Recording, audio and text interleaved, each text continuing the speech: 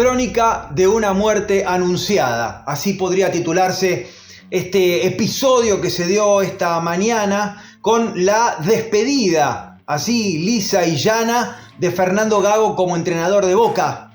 Es más, hasta las palabras de Chicho Serna dan muestras de que era un estorbo al que se querían sacar de encima.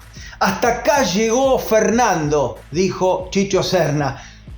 Esa frase que le salió del alma, que no estuvo tan pensada, habla a las claras del malestar que había en la interna de la dirigencia Xeneize con, sobre todo, este último planteo. Absurdo, temeroso, con complejo de inferioridad que hizo el ex entrenador de Boca para jugar contra un River normalito en el Estadio Monumental hace unas horas.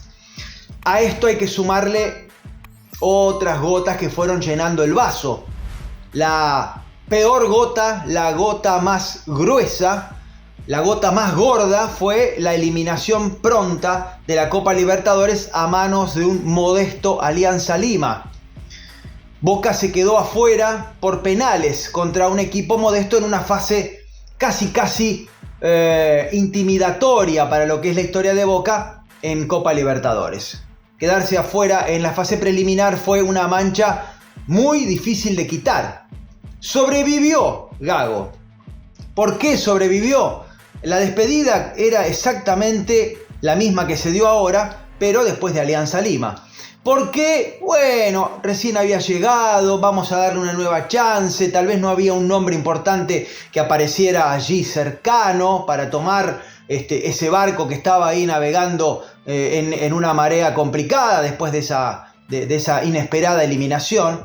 Y Gago se quedó y ganó y fue ganando y siguió ganando y en el campeonato fue avanzando, salvo el tropezón en Rosario contra Newell's, donde las flaquezas que muestra Boca jugando como visitante volvieron a aparecer.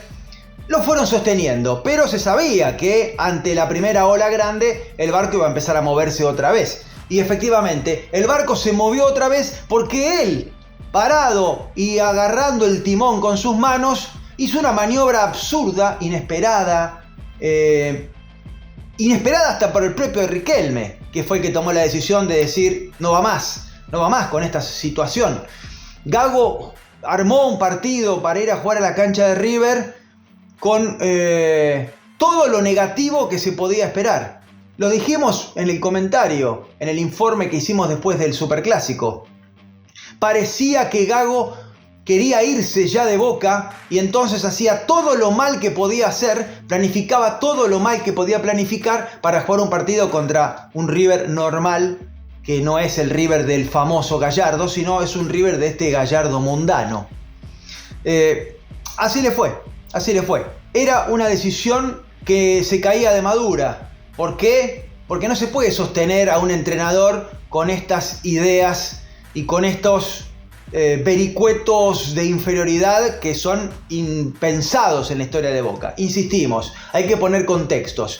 Después de lo que ocurrió en Madrid, aquel Boca de Alfaro que fue a jugar con Soldano de 8 al Monumental, hasta se podía entender porque el daño, la herida estaba muy reciente, muy fresca y no había que dejar que se metiera el dedo para revolverla más.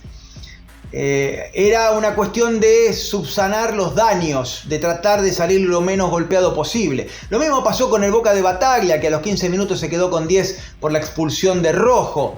¿Qué iba a hacer Bataglia? ¿Se la iba a jugar? ¿Iba a comerse 4 goles y ya sellar su futuro? No. Bueno, apostó por jugar atrás, después un gol de Zambrano puso un 2-1 que finalmente es lo que queda en la historia, más o menos aceptable, y pasó. Pero esto es inexplicable, porque Boca en este momento está en el mismo nivel o por encima, según lo que se venía mostrando en el campeonato de River, a pesar de las figuras. Bueno, son los dos equipos que más han gastado, los dos equipos que se armaron para pelear todos los torneos.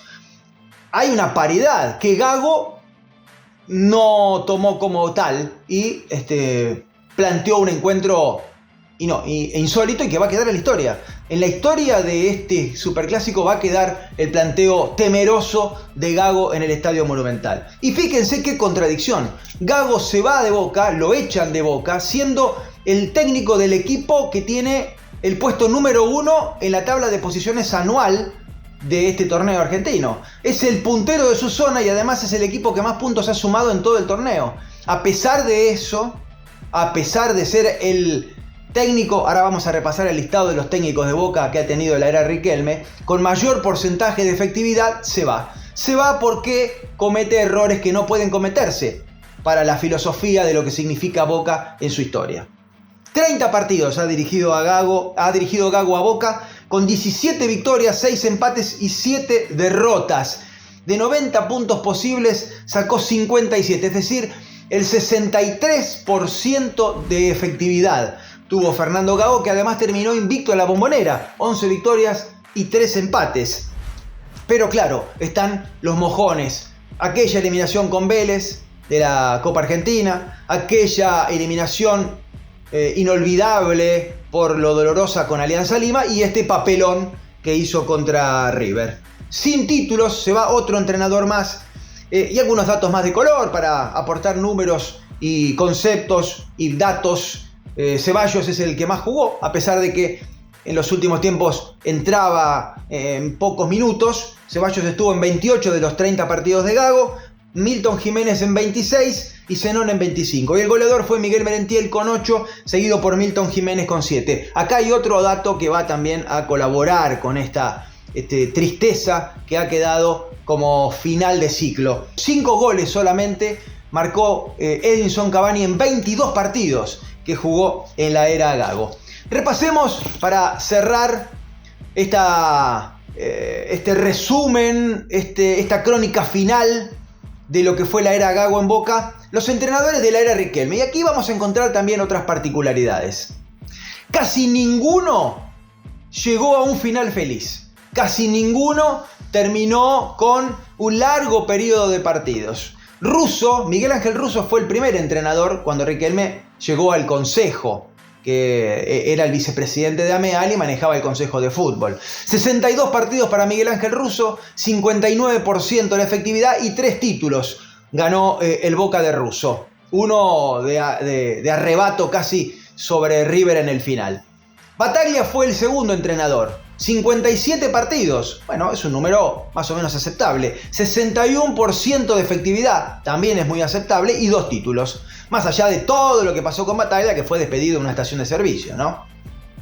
El tercero fue Ibarra, otro nombre que se suma de los compañeros de Riquelme en su paso como futbolista. Russo había sido su entrenador en 2007, en la Copa Libertadores famosa que la ganó Riquelme solo, y Battaglia, Ibarra sus compañeros, en aquel Boca extraordinario de Bianchi. 36 partidos duró Ibarra en el cargo. De Ibarra hay toda una historia por detrás que no vale la pena contar ahora, pero bueno, no solamente era por una cuestión futbolística, sino por una cuestión de las cosas que pasaban detrás de Ibarra y cuáles eran los intereses de Ibarra para avanzar como entrenador de Boca. 36 partidos, 62% de efectividad y también 2 títulos. Y después empezó la sequía. Llegó Jorge Almirón. Aquí hay un ítem, una medallita para colgarle a Almirón, que llegó a la final de la Copa Libertadores, aunque la perdió ante Fluminense, pero bueno, por lo menos el camino lo hizo. 43 partidos dirigió Almirón, 50% de efectividad. Aquí habla mucho también este número bajo de los diferentes equipos con jugadores suplentes que tuvo que poner para avanzar en la Copa Libertadores. En la Copa Libertadores donde tampoco ganó mucho, ¿no? Era el rey del empate. Y se fue sin logros. Diego Martínez, 45 partidos, 51% de efectividad, también se va sin títulos. Y ahora Gago, el que menos ha dirigido, 30 partidos solamente duró la experiencia Gago en este Boca de Riquelme. 63% de efectividad, la más alta, sí, aunque parezca mentira, y también se va sin títulos. Y también otro nombre para destacar es el de Mariano Herrón, que seguramente dirigirá el fin de semana para cerrar esta fase regular del torneo de apertura aquí en la Argentina, que será el 4º interinato de Herrón como entrenador de Boca, ya ha tenido diferentes pasos en este rol de técnico interino. ¿Quién llegará al banco de Boca? Y nombres hay un montón. Gustavo Quinteros, el Tata Martino, el Kili González, son los primeros que suenan fuerte y que están en este momento sin trabajo. Veremos qué pasa por la cabeza de Riquelme para definir al próximo técnico de Boca. Lo que sí pasó por la cabeza de Riquelme, estamos absolutamente seguros, era que Gago, con lo que hizo en el Monumental, no podía seguir.